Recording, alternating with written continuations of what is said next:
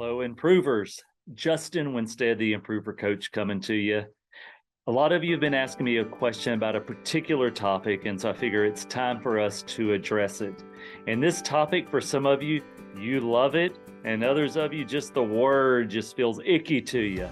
We're going to talk about on this video sales. Now, for some of you, when you hear the word sales, you understand the good part about sales, not just good for you as a salesperson or as a sales company, but you understand the good for the consumer, for the customer. You get it. Others, when you hear the word sales, you get almost an emotional reaction that you're like, man, I can't stand sales. I would never be in sales. Salespeople are the worst. And it's probably based on some experiences that you've had with some very immature salespeople. So what I want to talk to you about on this call, on this video, is how do you approach sales as a professional with the right mindset? So this really isn't from the consumer standpoint. This is really more for you as a professional.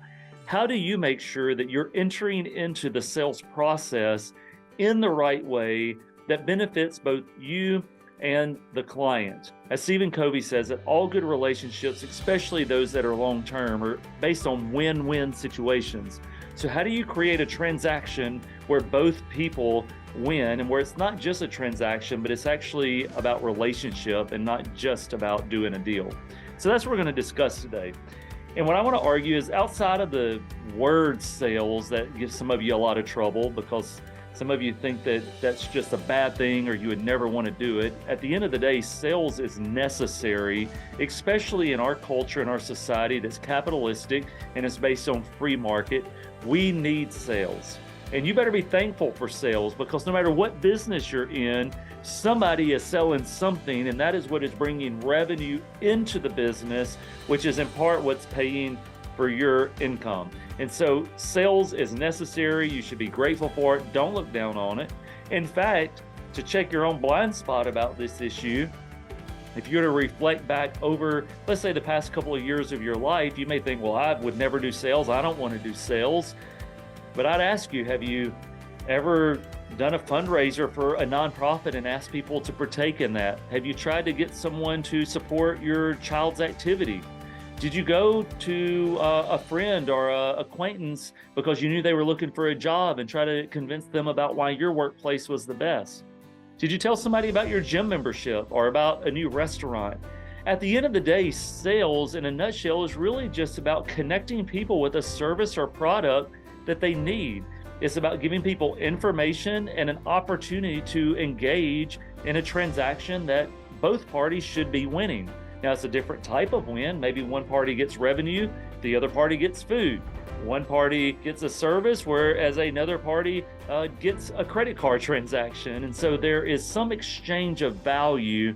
And that's really all sales is the method for that exchange of goods or services and the value. So get rid of the slimy, sticky part of it. That's not the fault of sales. That's the fault of a really bad salesperson. And that's what we want to help you to avoid on this video.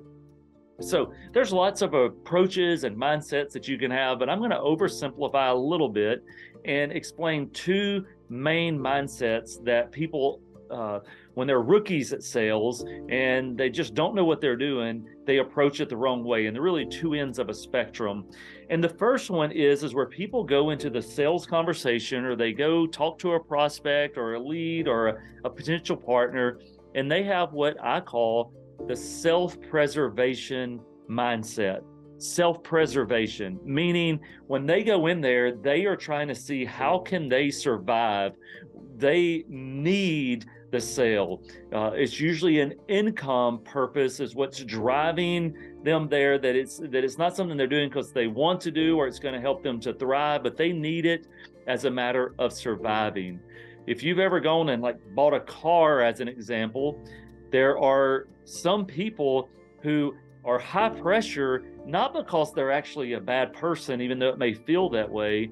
It's really just that if they don't get that deal done by the end of the month, they don't know how they're going to make rent, or they're going to have to cut the groceries, and they've got kids at home and they're trying to figure out, how do I feed them? There are things like that going through that mindset. And I'm sure you've been there.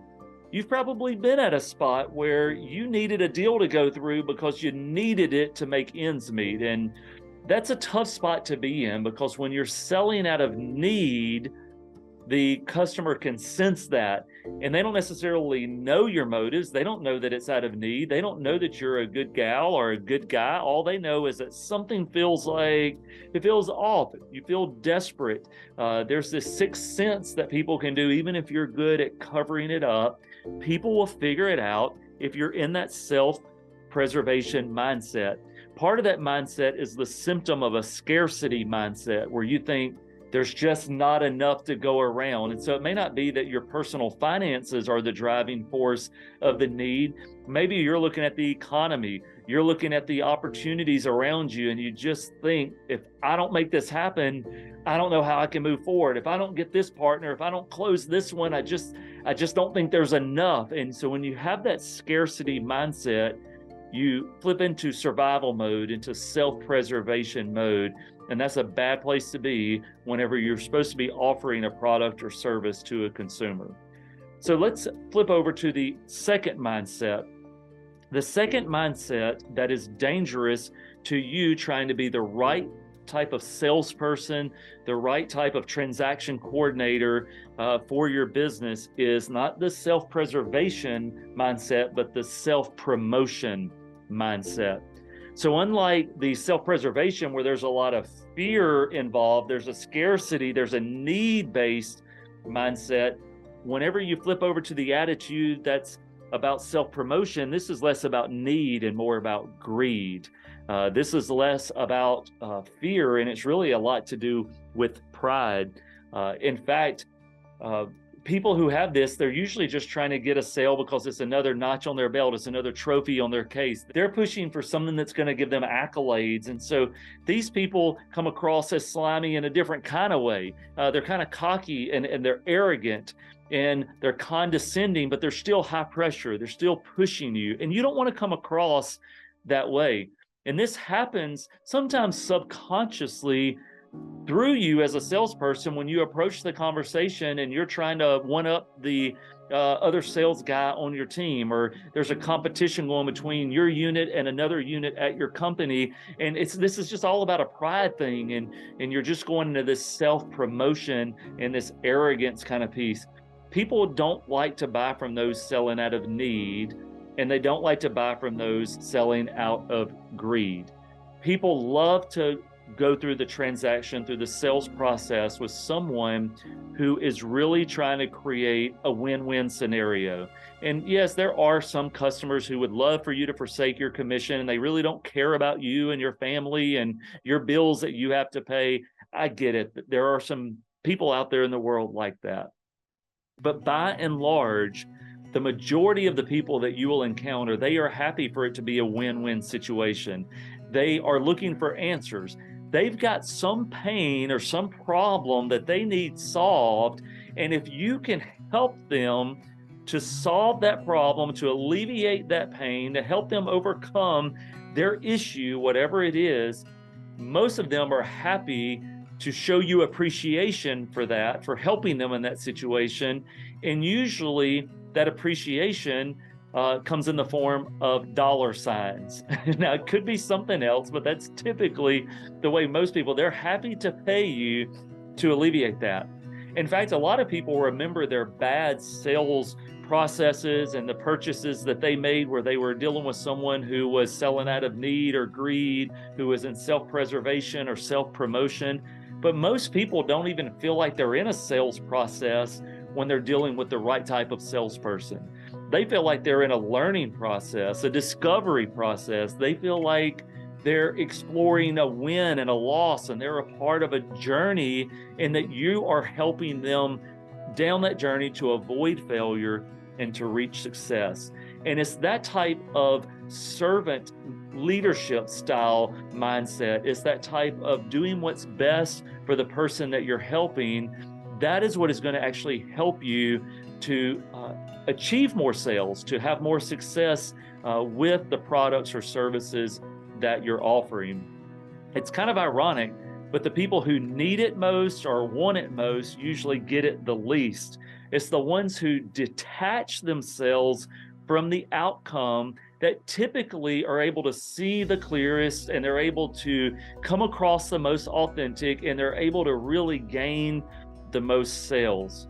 And so I want to encourage you to approach the relationship with your consumers, with your customers in that way. Don't go into it about how I've got to have this for me, or I want this for me. And you can't do that. You got to make it about them. When I was first in business, I had a coach who told me something, and it was a weird thing, but I was out networking, and I would go to an event and I would see people, and I was like, oh, I wonder if they would be a good lead for me, or that may be a good referral source. And so I would beeline to them the whole time, approaching the conversation. What can I get from them? And I thought I was covering it up, but pretty good, by pretending to be interested in who they were and kind of asking probing questions. And I thought that I was covering up pretty well, but I wasn't aware that people could tell that I wasn't interested in them and that I had an ulterior motive. And what this coach told me is, like, Justin, I want you to try something. He said, the next time you go to one of these events and you see a person, as you're walking over towards them, don't think to yourself, what can I get out of this conversation? What might this mean for me and my business? He said, look at the person and think, how can I serve them? How can I help them? How can I improve their situation? He said, if you want to get really deep about it, and he said, don't say this out loud because it could be creepy, but he said, say to yourself, I love this person. This person is a fellow human being. They're a brother, they're a sister, and I want the best for them. Approach them with that mindset and see how the conversation goes. It's been mind-blowing to see the difference whenever you go in with pure motives. People can sense it, that you really do care about them and that you do want the best for them. I'll close out with this line. I'm a Zig Ziglar certified coach, and one of my favorite quotes from Zig is, if you help enough other people in life get what they want, you will eventually get what you want. And that's the way to approach the sales process. Help other people get what they want and need, and you will get what you want and need. I hope this conversation is helping you to improve the way that you think about sales and the mindset you bring into the conversation. If you have any questions or comments, definitely put them down here. Give us feedback. We'd love to hear it. If there's anything else I can do to help you here at the Improver Group, reach out to us. We'd love to be in touch. Until then, stay good and keep getting better.